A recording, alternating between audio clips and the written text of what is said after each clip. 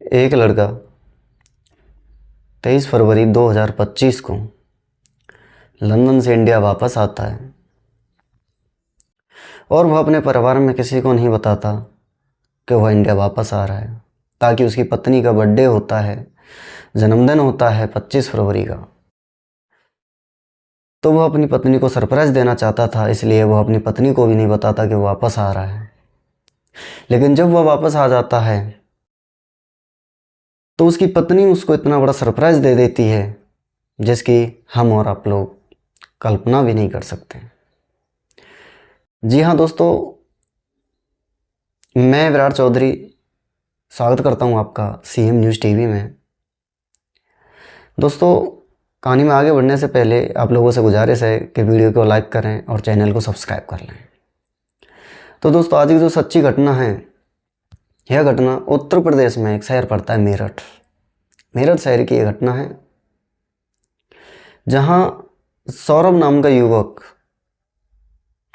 मुस्कान नाम की लड़की से 2016 में लव मैरिज करता है, जबकि दोनों के माता पिता इस लव मैरिज के खिलाफ थे। फिर भी वह लव मैरिज कर लेते हैं और अपना अलग रहने लगते हैं।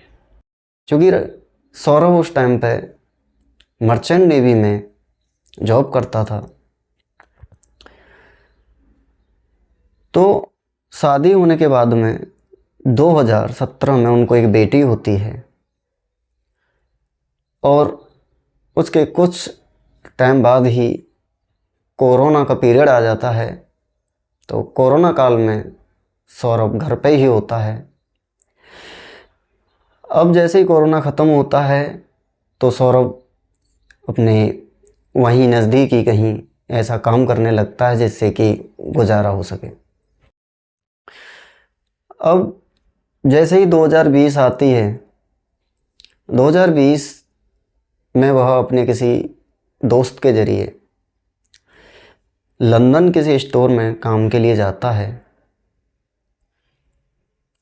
इधर उसकी जो पत्नी होती है वो अकेली रहती है और उसकी बेटी है उसके साथ रहती है। अब सौरभ के लंदन चले जाने के बाद उसकी पत्नी जो कि मुस्कान रस्तोगी, वह एक युवक के संपर्क में आ जाती है जिस युवक का नाम होता है साहिल शुक्ला। जी हाँ दोस्तों, साहिल शुक्ला नाम का युवक नशे का आदी होता है और वह मुस्कान को भी नशा कराता है। अब उनकी दोस्ती इतनी गहरी हो गई कि जो साहिल शुक्ला है, मुस्कान के यहाँ जब मन करता तब आ जाया करता, जब मन करता तब उसके पास रहता। लेकिन कुछ ही दूरी पर मुस्कान के माता पिता भी रहा करते हैं। अब मुस्कान जो कि साहिल के साथ दूसरी ही दुनिया में मस्त रहने लगी, जब भी उसको कहीं जाना होता तो वो अपनी बेटी को अपने माता पिता के पास छोड़ा करती और साहिल के साथ एंजॉय करने लगती। सौरभ जो कि लंदन में होता है, उसको पता चलता है अपने दोस्तों के ज़रिए कि तुम्हारी पत्नी किसी अन्य युवक से संपर्क में है, बातचीत करती है। सौरभ उसको फ़ोन करता है और समझाता है कि वो ऐसा ना करे, ये सही नहीं है। वक्त बीतते बीतते वक्त आता है 2023। सौरभ वापस आता है और अपनी पत्नी और जो दूसरा लड़का होता है उसको समझाता है। समझा बुझाकर वह वापस से लंदन चला जाता है। लेकिन इधर साहिल शुक्ला जो कि मुस्कान का आशिक होता है, वह और मुस्कान दोनों सारी हदें पार कर चुके होते हैं और मुस्कान ठान लेती है कि अब मुझे सौरभ को अपने रास्ते से हटाना ही होगा। अब साहिल भी उसका साथ देने के लिए तैयार हो जाता है। तो मुस्कान जो कि सौरभ की पत्नी है वह अपनी प्लानिंग चालू कर देती है। वह नवंबर 2024 से प्लानिंग चालू करती है, लेकिन सौरभ जो होता है वह आता है फरवरी में। 23 फरवरी को वहाँ से वो अपनी फ़्लाइट पकड़ता है, क्योंकि 25 फरवरी को उसका बर्थडे होता है। मुस्कान को पता होता है कि ये उसका बर्थडे है और सौरभ भी ड्रिंक कर लेता है। अब जैसे ही सौरभ आ जाता है तो वो एंजाइटी का बहाना बनाती है और सौरभ को डॉक्टर के पास लेके जाती है। तो डॉक्टर दवाइयाँ लिखता है, तो डॉक्टर उसमें कुछ नींद की गोलियाँ भी देता है। अब जैसे ही वो घर आते हैं, बर्थडे सेलिब्रेट करते हैं, सब हंसी खुशी रहते हैं। मुस्कान के माता पिता भी सौरभ को एक्सेप्ट कर लिए थे। सौरभ को उनसे कोई अब शिकवा गिलवा नहीं होता। मुस्कान के पेरेंट्स भी अब सौरभ को अपना बेटा ही मानते हैं। अब बर्थडे सेलिब्रेट हो जाता है, सब काम हो जाता है, तो उस दिन वह उसकी ड्रिंक में गोलियां मिला देती है, लेकिन उस दिन सौरभ शराब नहीं पीता। तो वहाँ मुस्कान का प्लान फेल हो जाता है। दिन आता है 4 मार्च 2025। 4 मार्च 2025 को मुस्कान सौरभ के खाने में नींद की गोलियां मिला देती है। अब नींद की गोलियां मिला देती है तो सौरभ गहरी नींद में सो जाता है। सौरभ के सोने के बाद वह सौरभ के सीने पर बैठती है और चाकुओं से वार करने लगती है। इससे पहले प्लानिंग के मुताबिक मुस्कान पहले से ही 2 चिकन काटने वाले चाकू खरीद के मार्केट से लेके आ चुकी होती है। उन्हीं चाकुओं से वह सौरभ के सीने पर वार करती है और इतने वार करती है कि जब तक उसकी जान नहीं निकल जाती, और अपने आशिक साहिल शुक्ला को भी वह बुला लेती है। उस टाइम पर वह अपनी बेटी को अपने माता पिता के पास छोड़कर आ चुकी थी। अब जब उनको संतुष्टि नहीं होती है तो वह सौरभ की नब्ज चेक करते हैं कि कहीं सांस तो बाकी नहीं है। जब वो पूरी तरीके से संतुष्ट हो जाते हैं कि हाँ ये मर चुका है, तब वो बहुत खुश होते हैं और फिर उसकी लाश को ठिकाने लगाने का प्लानिंग करते हैं। अब साहिल शुक्ला कहता है कि मैं पॉलीथिन लेके आता हूँ, तो उसमें मैं इसको ले जाऊँगा। तो मुस्कान कहती है कि नहीं, ऐसे बाहर वाले डाउट करेंगे, तुम बाहर जाओगे अंदर आओगे, बाहर जाओगे अंदर आओगे, तो बाहर वाले डाउट कर जाएंगे। तो इसलिए एक काम करते हैं, पास ही में उसके एक ड्राम पड़ा हुआ था कि क्यों ना इसके छोटे छोटे टुकड़े कर दिए जाएं और इस ड्राम में इसको पैक कर दिया जाए। तो साहिल शुक्ला भी उसकी बात से एग्री करता है, सहमत हो जाता है उसका साथ देने के लिए। तो वह सौरभ की बॉडी को बाथरूम में ले जाते हैं और उसके 15-16 टुकड़े उसके शरीर के करते हैं। जो खून होता है सौरभ की बॉडी का, वह नाली के सहारे यूं ही बहता रहता है।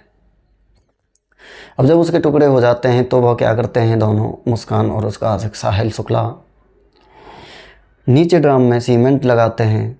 फिर उसके जो सौरभ होता है उसके शरीर के टुकड़ों को रखते हैं और टुकड़ों को रखने के बाद ऊपर से सीमेंट से ही ड्राम को पैक कर देते हैं। अब उसको पैक करने के बाद वो अपना एंजॉय करते हैं और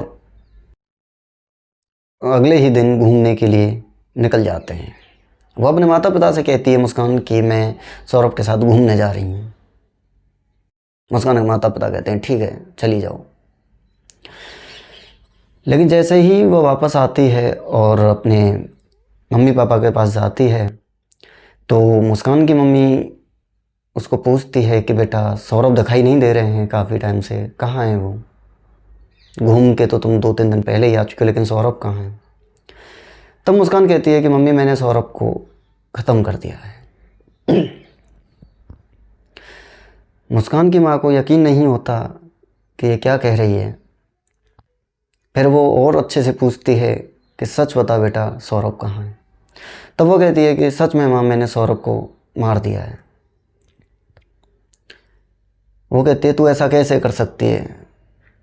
मुस्कान की माँ को यकीन नहीं होता। फिर जब मुस्कान ये कबूलती है कि हाँ मैंने सौरभ को मार दिया है, तो मुस्कान के पापा उसको थाने ले जाते हैं। और थाने ले जाने से पहले ही वह रास्ते में रुकते हैं और मुस्कान से पूछते हैं कि बेटा, मैं तेरे साथ हूँ, तू मुझे बता, अच्छे बुरे में मैं तेरे साथ हूँ, मैं तेरा साथ दूंगा, तू मुझे बता कि क्या हुआ। कि पापा, मैंने सौरभ को मार दिया। अपने दोस्त साहिल के साथ मिलकर मैंने सौरभ को मौत के घाट उतार दिया। उसके पिता एक मिनट की भी देरी नहीं करते, उसको तुरंत पुलिस थाने लेके जाते हैं और जो भी करतूत उसने की, जो भी घिनौना अपराध उसने किया, वो सारी पुलिस वालों को बताते हैं। पुलिस की एक टीम मुस्कान के उस घर पर पहुंचती है जहां मुस्कान रहा करती थी, लेकिन पुलिस वालों को वहां कुछ नहीं मिलता। फिर वो वापस कांटेक्ट करते हैं थाने में। तब मुस्कान बताती है कि वहाँ एक ड्राम रखा हुआ है, जिस ड्राम में मैंने सौरभ को मार के उसके टुकड़े करके पैक कर दिया है। अब जब पुलिस वाले उस ड्राम को देखते हैं तो वो खुद आश्चर्य में पड़ गए। ऐसे तो कोई डाउट ही नहीं करता, कोई संशय ही नहीं करता उस पर। पुलिस वाले उस एक किसी कटर की माध्यम से उस ड्राम को काटते हैं और जो सौरभ के उसमें टुकड़े होते हैं उनको बाहर निकालते हैं। इधर यूँकि साहिल शुक्ला, जिससे उसके अवैध संबंध बन जाते हैं और उसके प्यार में पड़ जाती है, उसके प्यार में पड़ के वह एक ऐसे घिनौने अपराध को अंजाम देती है कि जो रिश्तों को तार तार करता है। जिससे इंसान से उसने लव मैरिज की, प्यार किया, उसी इंसान को उसने 16 टुकड़ों में तोल दिया, 16 टुकड़े करके उसको ड्राम में पैक कर दिया।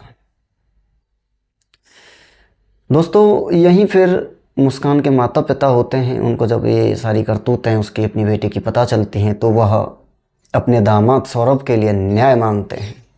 जी हाँ दोस्तों, वह अपनी बेटी मुस्कान को सपोर्ट करने के बजाय वह अपने दामाद, जैसे वह अपना बेटा मानते थे, उसको सपोर्ट करते हैं और अपनी बेटी के लिए फांसी की सज़ा की मांग कर रहे हैं। दोस्तों, एक पत्नी क्या इतनी नीची करतूत कर सकती है? जिससे प्यार किया उसको ही दफन कर दिया। तो दोस्तों, आप अपनी राय ज़रूर बताना।